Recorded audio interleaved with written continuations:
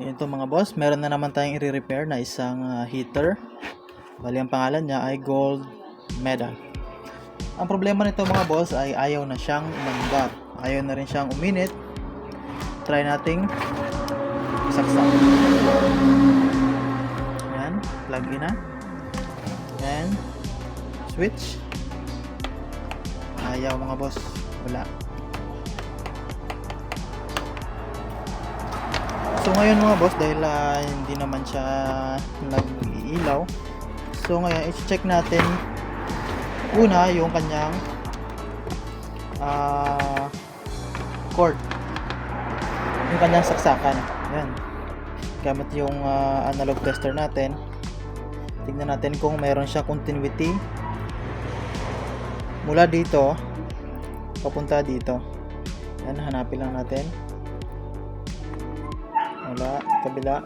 Ayun, good yung isang linya. Then dito naman tayo sa kabila. Ayan, good rin po mga boss. So ibig sabihin buo po itong kanyang saksakan, itong lagayan ng kanyang heater, pinaka heater nya. So ngayon proceed naman tayo dito sa kanyang pinaka heater mismo, sa kanyang pit shell. So ngayon ang pagtitest nito mga boss ay ganito. Dito po yung kanyang connection. Ayan, test nyo po dyan.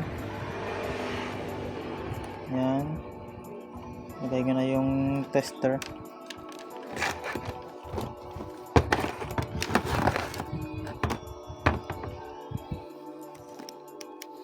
Ayan, then i-switch nyo po siya mga boss.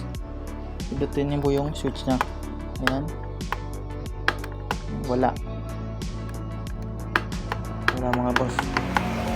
So ibig sabihin yung problema niya ay nasa loob. So ngayon bubuksan natin yung loob nito mga boss, dito sa ibaba. Silipin natin kung nasaan yung problema.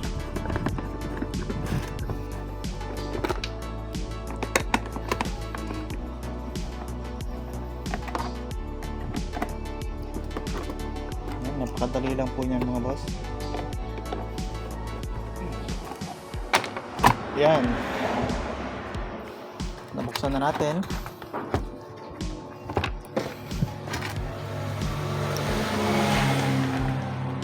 So ngayon mga boss, ang gagawin natin ay i-test natin yung pinaka heater nya dito. Yan, meron siyang dalawang connection dito. Halimbawa, pag sira na talaga yung pinaka heater nya, wala na tayong magagawa dito mga boss. Pero kung good pa, kung hindi dito sa merong connector dito, yung switch yung problema niya. So test muna natin yung pinaka heating element nya.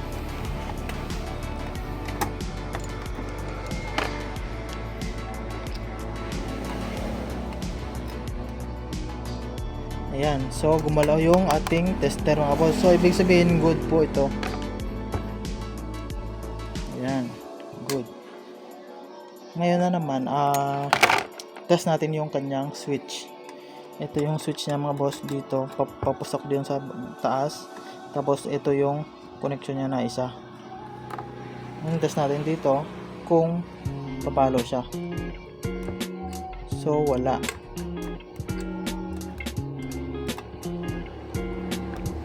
Adjust natin yung range, check ulit, wala mga boss. So malamang dito mga boss, ang problema niya ay nasa switch. Ayan,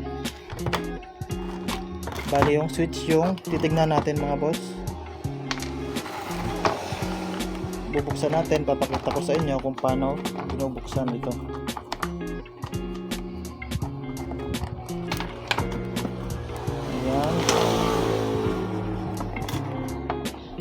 Yan, tanggal na.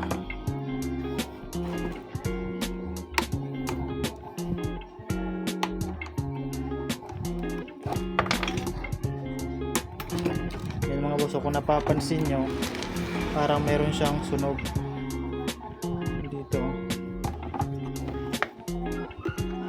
Ayan.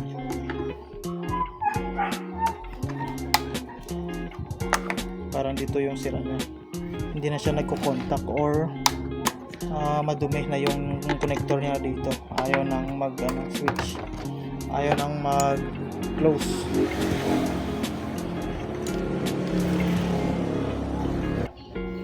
So mga boss, tinanggal ko na yung pinaka-switch niya dito. Ayan, meron tayong nakita na ayan, nangingitim.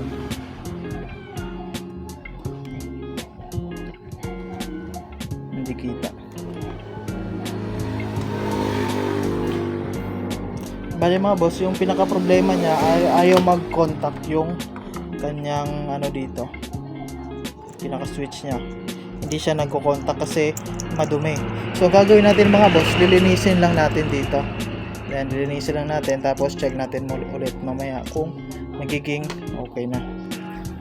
So ayun na nga mga boss, nalinis ko na yung pinaka switch niya. Yan, naibalik ko na rin. Tapos ngayon mga boss ay test rin muna natin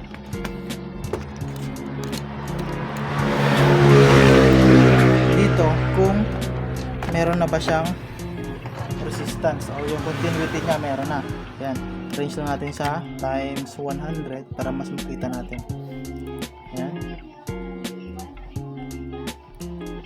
switch on. Yan mga boss, kung nakikita nyo, good na.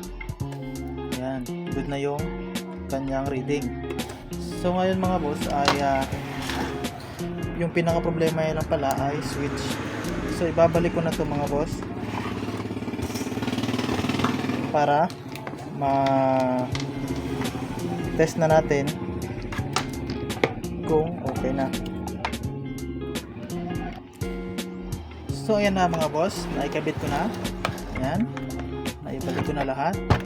So ngayon, tatry na natin mga boss kung gagana na yung ating repair. Ayan. So ito yung saksakan. Saksak lang natin. Off muna. Saksak. Then, switch on. Ayun. At umilaw na.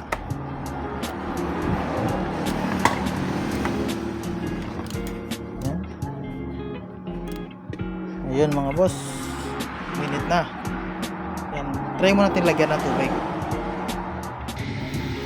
So kung nakikita nyo mga boss, yan, umilaw na yung kanyang indicator. Yan, naka-plug in na rin.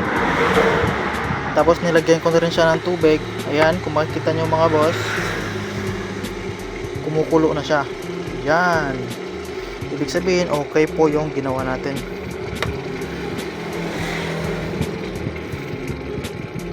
Yan, kung nagustuhan nyo yung ating video mga boss, pa-like and share naman at pa-follow na lang din. Maraming salamat.